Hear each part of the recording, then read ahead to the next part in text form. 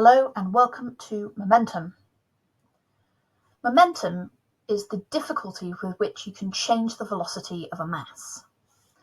It's represented with the letter p, a lowercase p, and it's equal to the mass multiplied by the velocity of the object. So if you have an object and it has a velocity, then what you do is you multiply the mass by the velocity. And the unit is just the units that you would expect. So use the rules of algebra. Kilogram, meters per second. Like energy, momentum is one of those things that is conserved. It doesn't go anywhere. So if you want to change the momentum of an object, then you have to remove it. You have to take it away and it has to go into something else. We know that we can change the velocity of an object by applying a force, and what that force will do is take the energy, the kinetic energy, and change it into another type. When you apply a force to a mass, you end up with an acceleration, a change in the amount of velocity. So some of the questions that you might get will involve things like kinetic energy. And notice that mv, momentum, appears within that calculation. Let's look at an example. If this object, let's say it's a bouncy ball, collides with a wall, then it can rebound from that wall, essentially bouncing off. The mass will remain the same. Let's say that the velocity is the same as the starting velocity, but it's just in the opposite direction. Now, if you're drawing this on a diagram and you have the arrows showing the direction, then the number should indicate the magnitude only. This is a negative direction, but I wouldn't write a -2 because the negative is already implied by the direction of the arrow. Let's calculate the momentum beforehand and the momentum after, and then do some calculations about the force that was applied by the wall to the ball in order to change its direction. So in the first starting conditions, the momentum is going to be the mass times by the velocity, which gives us 12 kilograms meters per second. And the momentum in this situation, the final conditions, is going to be equal to the mass times by the velocity, which is now in the negative direction. So you end up with minus 12 kilograms meters per second. The change in momentum is always going to be the final minus the initial value. Minus 12, take away initial conditions, gives us a change of 24 kilogram meters per second. And this should make sense to you. The momentum was in this direction, and all of that momentum has now been removed and replaced with momentum in the opposite direction.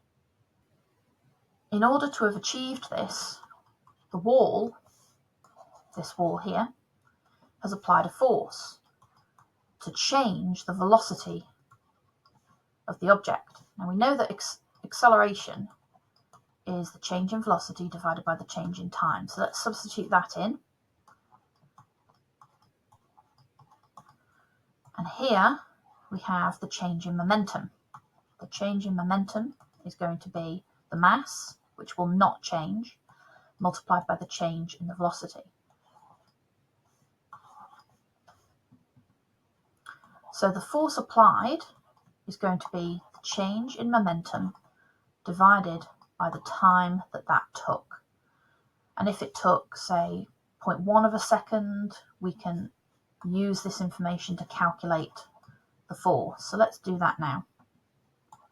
The change in momentum has a value of minus 24, and let's say that it took 0.1 seconds, then our force applied would be minus 240 newtons.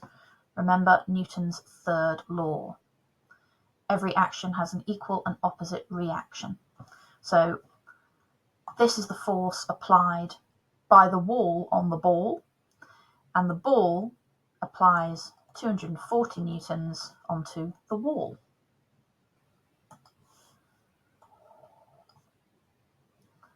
So the wall pushes against our ball with a magnitude of 240 newtons, and the ball likewise pushes against the wall with a magnitude of 240 newtons. So we've seen that the force applied is equal to the change in momentum divided by the amount of time that it took. This change in momentum is known as impulse, and it is equal to the force applied multiplied by the time that that force was being applied. And you can draw this on a graph.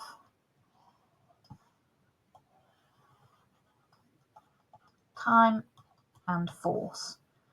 So if we think back to the previous example where the ball collided with the wall, then what might have happened is that the force increased up to a point and then reduced. So we have a triangle.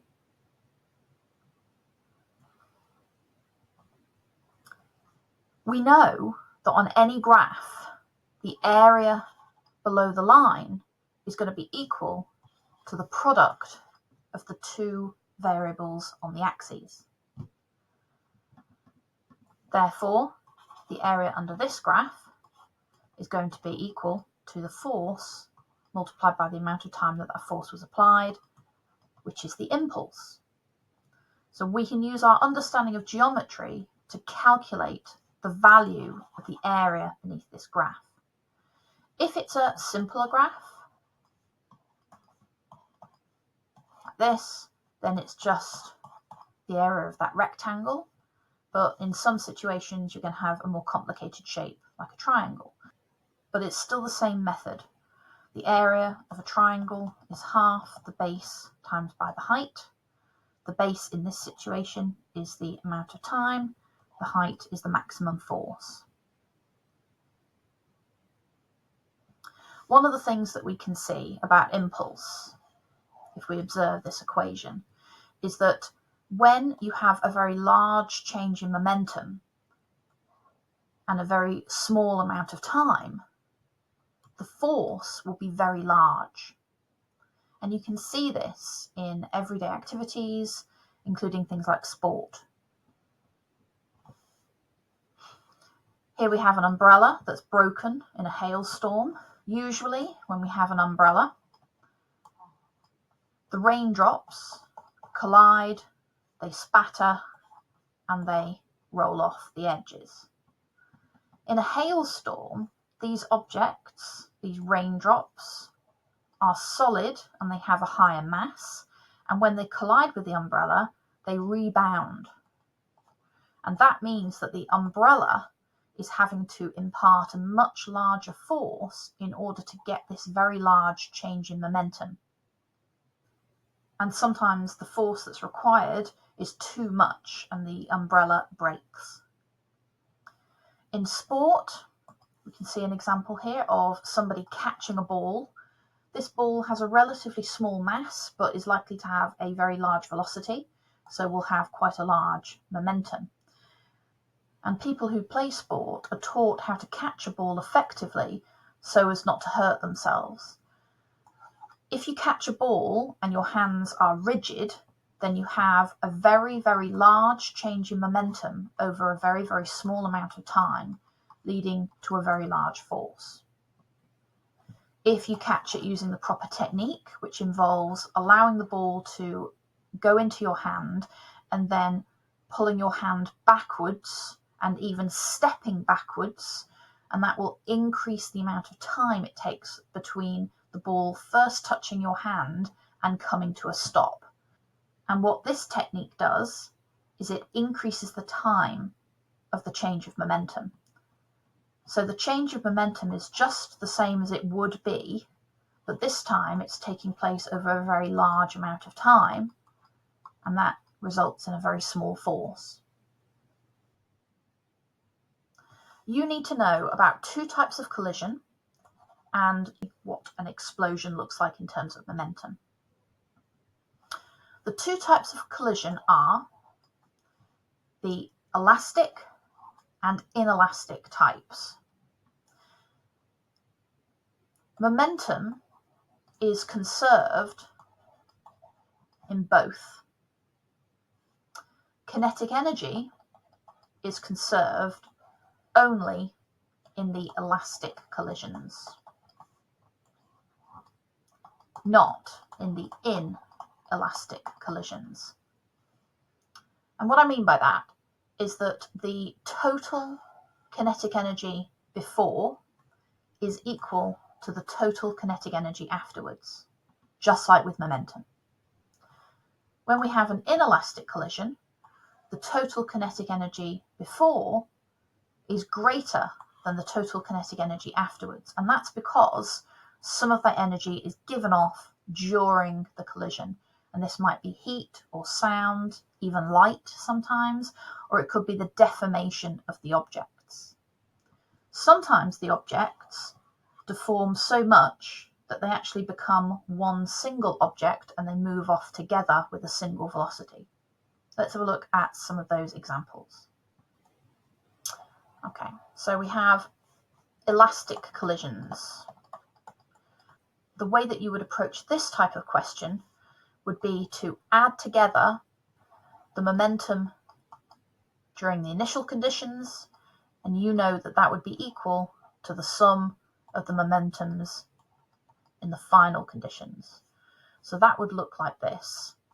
If you've got V1 and V2, and you've got a final V1 and a final V2 for object 1 and object 2, and that would look a little something like this. The momentum of object 1 plus the momentum of object 2 during the initial conditions is going to be equal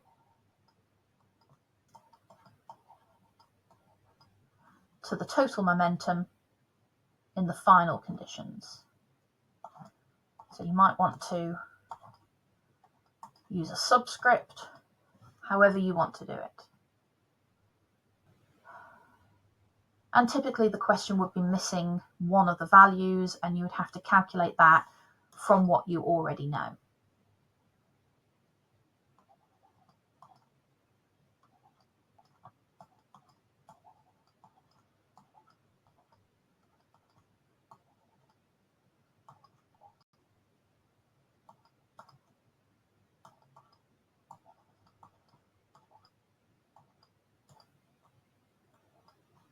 So you might use a prime to indicate final conditions, you might use subscripts, whatever technique works best for you is the best one to use. And then you would rearrange for the value that you need to isolate and put in the rest of the variables. Another way that you could approach it is by looking at the kinetic energy, because you know that the sum of the kinetic energies during the initial conditions is going to be equal to the sum of the kinetic energies in the final conditions. So again,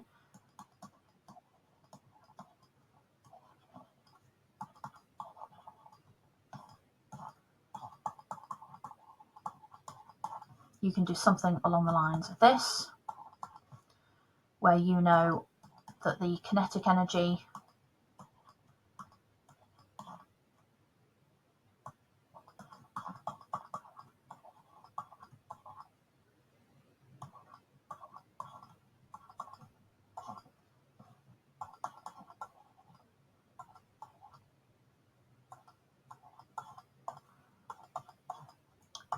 etc.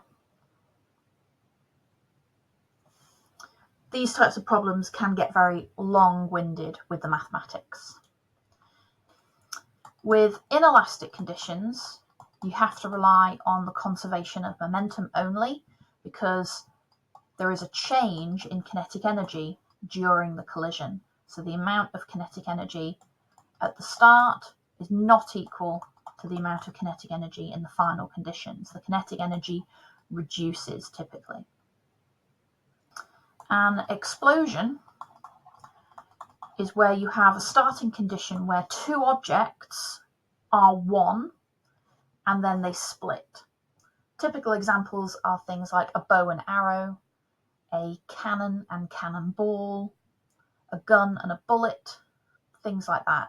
So what you have is a combined mass initially, and then that combined mass splits into two separate objects, and they are moving in opposite directions. Usually you will have a very, very large mass and a very, very small mass.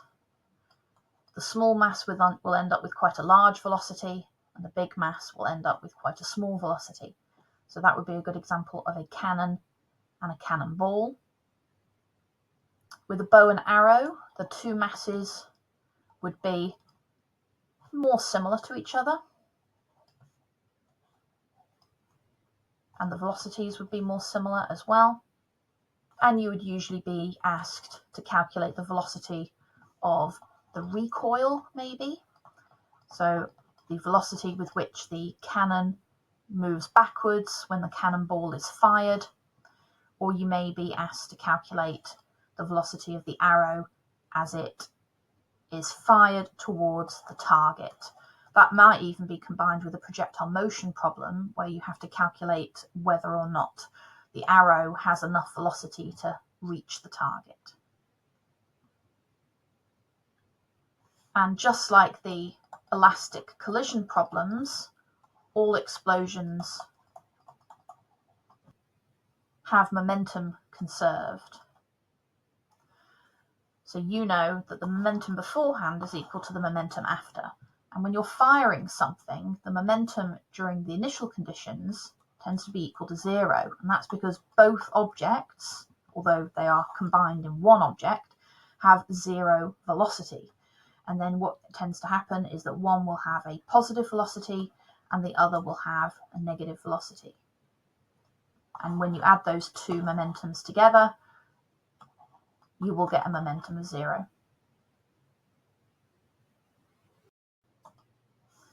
Considerations about the amount of impact time are very important when it comes to designing safety systems for ethical transport design. We know that the force is equal to the change of momentum, the impulse, divided by the amount of time that it takes. And when we're dealing with the human body, for example, we want the force applied to be as small as possible. Now, the amount of momentum change that has to occur is a fixed value. We cannot change that. That is to do with the starting conditions before an impact occurs. So we have no way of changing this other than to drive more slowly and to have vehicles that are a lower mass. But we can increase the time of a collision, and this is done through various different factors. Modern cars can have early impact detection and apply the brakes sooner. Better lights, driver training, things like that can all increase the amount of time between seeing an incident start and the car to come to a complete stop. Another thing that we can do in terms of the design of the vehicle is crumple zones.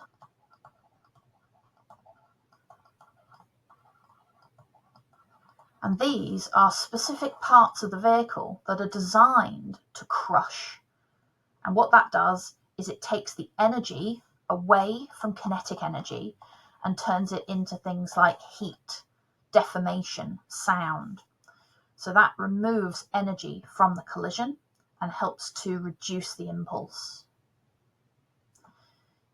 In this diagram here, you can see a comparison between a new modern car with a crumple zone and a rigid section to protect the driver, and an older style vehicle which does crumple but in an uncontrolled way. And you can see that some parts of the engine and this crumple zone have actually protruded into the driver's cabin and could potentially cause injury to the driver. This is not ideal. This is how we want a modern car to behave in a collision. Even very small cars have crumple zones and rigid spaces for passengers. And you can even see airbags. And here we have a deployed airbag. So an airbag cushions the impact. As the driver's head collides with the airbag slowly decompresses and increases the amount of time that it takes for the person to collide with the inside of the vehicle. We have seat belts as well, and what a seatbelt does is it keeps the passenger within this area and prevents them from going through the windscreen. It also slightly stretches, which will again increase the time it takes for the collision to occur. In any vehicle collision, it's often said that there are 3 different types of impacts. There's the impact of the vehicle with whatever it is impacting on the outside. There is the impact between the passenger and the inside of the car. And then there is the impact of the person's organs inside their body against other structures inside their body. And that 3rd type of impact is one that can't be controlled by vehicle design. And that's one of the reasons why we try to reduce the force applied to the vehicle occupants, because we are reducing the potential injuries that can occur during that 3rd impact. These crash test dummies are used to observe what happens to the human body when it's involved in a collision. They've been used since approximately the 1970s. And in the last 50 years, vehicle safety has improved dramatically. But it wasn't until 2022 that a female version of a crash test dummy was designed and started being used in research. In collisions like this, women tend to be injured at a rate that is 3 times higher than for male occupants. So now that this information is being acted upon, it's hoped that vehicle safety for females can improve in the next 50 years.